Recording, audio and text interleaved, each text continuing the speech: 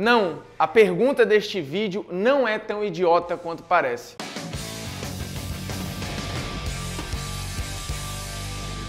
Fala moçada, beleza? Mais um Polêmicas Vazias na área. Tite ou Luxemburgo? Quem é o melhor treinador? Pra gente esmiuçar esses dois treinadores, seria injusto a gente fazer o recorte de agora. É preciso ver o auge de cada um e entender quem contribuiu mais na sua época. O Tite sofreu um bocado. Ele demorou muito para convencer o mercado de que era um grande treinador. O Luxemburgo começou a carreira no Campo Grande em 1983. 6 anos depois, ele já fazia um grande trabalho no Bragantino de 89. Naquele Bragantino de 89, o Luxemburgo já tinha feito um grande campeonato paulista e foi campeão da Série B. Campeão convencendo e uma grande organização defensiva. O Luxemburgo já começava a se mostrar um cara muito diferente do mercado e com uma personalidade muito forte. Quando o presidente do Bragantino foi buscar o Luxemburgo lá no mundo árabe, o Luxemburgo viria para o Bragantino para ser técnico da base, mas ele disse: nananina não. Eu só vou se for para ser técnico do principal, porque eu sou treinador de time profissional. O acesso daquele Bragantino veio com apenas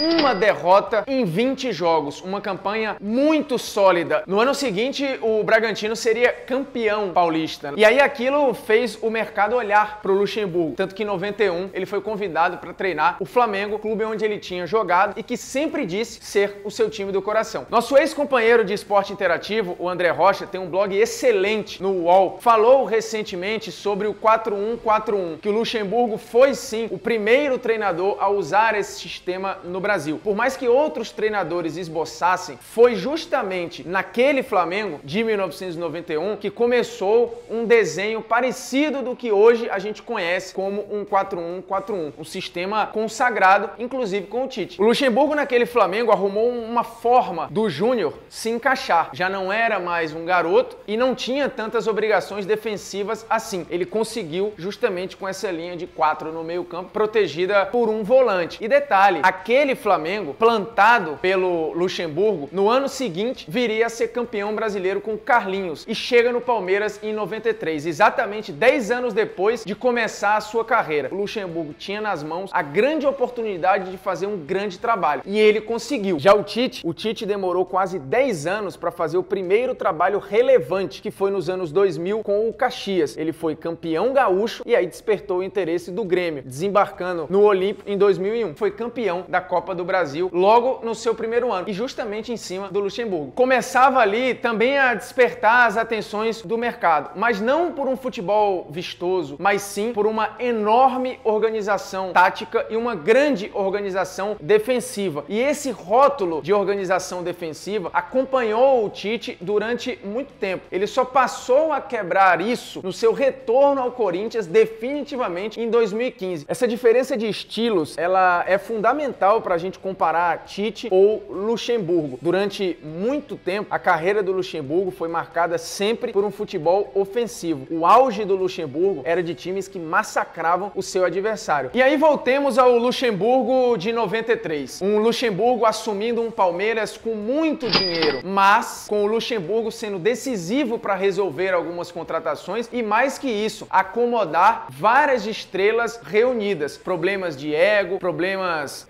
de vaidade, mas que no final das contas, tudo isso se transformou numa salada de futebol espetacular, tanto em 93 quanto em 94. Passaram por ali nomes como Edilson, Edmundo, Roberto Carlos, muitos bons jogadores ao mesmo tempo. Só que hoje é fácil você falar daquela equipe, mas o Roberto Carlos de 93 ainda era só uma promessa, detectada pelo Luxemburgo e lapidada por ele. Somando as duas campanhas de título brasileiro, tanto em 93 quanto em 94, aquele Palmeiras jogou 52 vezes e perdeu só 5 jogos. Campeão nos 2 anos de forma absolutamente convincente e com o futebol mais agradável de se ver. E aquele Palmeiras teve um ponto interessante que vai servir de gancho para uma outra discussão, que é o poder de adaptação do Luxemburgo para alguns jogadores. O Mazinho virou um meia excelente naquele naquele Palmeiras o Mazinho, que era então um lateral. E graças ao Luxemburgo, o Mazinho acabou sendo peça decisiva na seleção brasileira campeã do mundo em 94, atuando no meio-campo. Mudança também no meio veio com o Rincon, que a gente se acostumou a ver na Colômbia como um meia 10, um meia ofensivo, virou com o Luxemburgo, não nesse Palmeiras, mas lá na frente no Corinthians, um dos melhores volantes da sua geração. E isso sem contar no Vampeta, que também era lateral e se transformou num volante espetacular, quase que completo nas mãos do Luxemburgo. Enquanto isso, é bom ser justo, o Tite também adaptou alguns jogadores, e só para citar dois, o Tinga já falou várias vezes que se transformou em volante e num jogador com uma visão de campo muito mais completa com o Tite. Renato Augusto, meia atacante no Flamengo no início da carreira, um cara sempre muito para frente, se transformou com o Tite num meio-campista que pode fazer a função de segundo homem, de segundo volante, fazendo a transição, ou seja, dominando quase todas as funções do meio-campo. O Luxemburgo teve uma passagem que arranhou um pouco a sua carreira no Flamengo de 95, né, que tinha trazido o Romário, ele acabou se desentendendo com o baixinho e entre o Romário e o Luxemburgo, a diretoria do Flamengo acabou ficando com o Romário. Mas o Luxemburgo conseguiu se reinventar em 96, pegando um Palmeiras que já não tinha, talvez, as peças que depois se consagraram no futebol europeu, como em 93 e 94, mas ele fez uma equipe com talentos individuais ser coletivamente muito forte e ser campeão paulista com absurdos 102 gols. E aí é um detalhe importante para o Luxemburgo. O Luxemburgo tem, nos últimos 25 anos de futebol brasileiro, ele é responsável por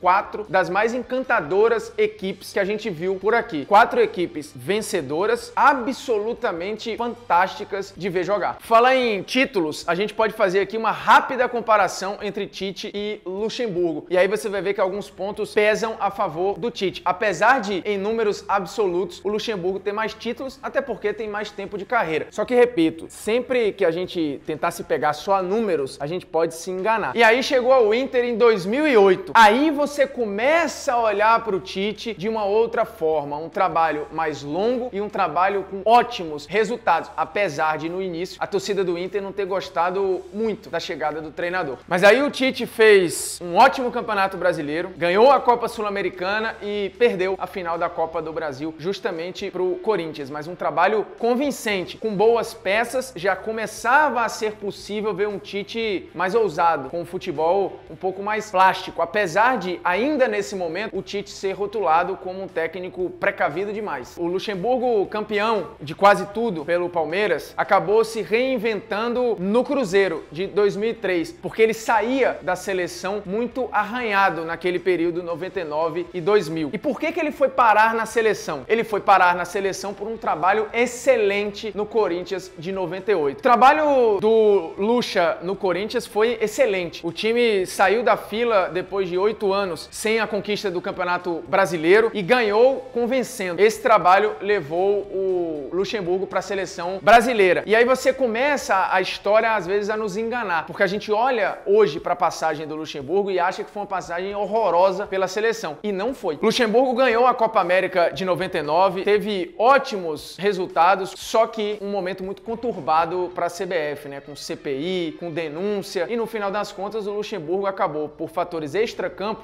indiciado por problemas de nota, disso, daquilo, problemas fiscais, tendo até que mudar o seu nome, né? O seu nome tirando o W, colocando o V, para não ter problemas judiciais. E no final das contas culminou com a eliminação na Olimpíada de 2000, nas quartas de final, para Camarões. É tido até hoje, é dito isso pelo Luxemburgo, que é a grande frustração, é a maior dor que ele já sentiu na carreira. E aí depois daquilo, com algumas passagens ruins, inclusive pelo Palmeiras, ele só foi se reinventar de novo no Cruzeiro. E no ano seguinte, em 2004, campeão brasileiro pelo Santos, foi o trampolim para ir pro Real Madrid. E aí a carreira dele muda completamente. Porque o que era para ser a cereja do bolo se tornou um pesadelo. Apesar de números bons, foram quase 70% de aproveitamento na sua passagem à frente do Real. O time perdeu para o Barcelona com direito à atuação de gala do Ronaldinho e terminou eliminado na Liga dos Campeões para a Juventus com o gol do Trezeguet. Tudo aquilo somado a problemas internos, eram muitas estrelas para pouca moral que o Luxemburgo tinha ainda no cenário europeu, aquilo acabou gerando a demissão do Luxemburgo. O justo de olhar para dizer que a gente está falando de um cara grande é você fazer o recorte de 93 a 2004. 11 anos em que o Luxemburgo praticamente dominou o mercado. Mas voltemos ao Tite. Mas o Tite vai, de fato, assombrar o mercado no Corinthians. Mas aí em 2011 teve a eliminação premiação para o Tolima e a diretoria bancou o Tite. Uma decisão que deu confiança e tempo para o trabalho amadurecer. E bastou isso para que o Tite mostrasse para todo mundo que ninguém pensava melhor futebol no Brasil do que ele. Vem o Brasileiro de 2011 com um time pragmático, mas muito eficiente, e em 2012 a conquista inédita da Libertadores, uma conquista invicta e absolutamente impossível de ser questionada. Isso sem contar que no final de 2012 veio a conquista do Mundial. O Tite se preparou, se focou no Chelsea e conseguiu fazer uma partida espetacular contra o campeão europeu. Mas aí em 2013 o modelo pareceu saturar um pouquinho, né? Chegaram nomes como Pato, Renato Augusto, mas o time já não tinha a mesma volúpia, o time já não tinha a mesma ganância. E aí o Tite resolveu dar um tempo na carreira. Saiu do Corinthians e passou um ano se atualizando, visitando, experimentando, conversando com nomes como Ancelotti, Bielsa e absorvendo a cultura do futebol europeu. E isso fez toda a diferença para que o Tite em 2015 virasse a unanimidade que virou hoje. Porque o Corinthians de 2015, aí sim, foi um time vencedor e convincente. Uma equipe que, independente de para quem você torcesse, era legal parar para ver jogar. A cada partida do Corinthians você sabia que vinha algo diferente ali. Foi a melhor versão do técnico gaúcho. Tanto que o Tite em 2016 assumiu a seleção brasileira com um início de trabalho avassalador. Mas por tudo isso que a gente conversou aqui, questão de títulos, equipes convincentes, modelo, inovação, protagonismo, ser de vanguarda, o melhor técnico nessa comparação ainda é o Luxemburgo. Por mais que hoje a comparação pareça maluca, o que vale é o auge de cada um, o que cada um contribuiu, os conceitos quando eles estavam na crista da onda. E aí o Luxemburgo ainda leva vantagem. O Tite, se mantiver, tem tudo para passar, mas o que o Luxemburgo fez nos anos 90 e início dos anos 2000 ainda é espetacular.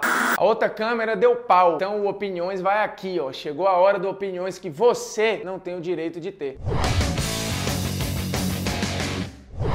O Opiniões de hoje é algo que eu já ouvi de muitos amigos meus, torcedores do Corinthians, e são duas opiniões. A primeira é, o título mais importante da história do clube é o Paulista de 77. Não, amigo, não é o título Paulista de 77. E outra opinião que você não pode ter, mas que eu entendo o saudosismo e está embutido aí o título de 77, é que o Tite não é o maior técnico da história do Corinthians, que o maior técnico da história do Corinthians é o Oswaldo Brandão. Não dá pra comparar com um treinador que ganhou 2 campeonatos brasileiros, uma Libertadores e um Mundial. Então é isso, polêmicas vazias, lembrando, toda sexta-feira, 11 da manhã, no YouTube do Esporte Interativo. Se você não é inscrito, inscreva-se. Semana que vem vamos de tema surpresa. E sim, é isso que você tá pensando. Eu ainda não imaginei, não defini o tema e tô enrolando vocês, ganhando tempo com essa história de tema surpresa.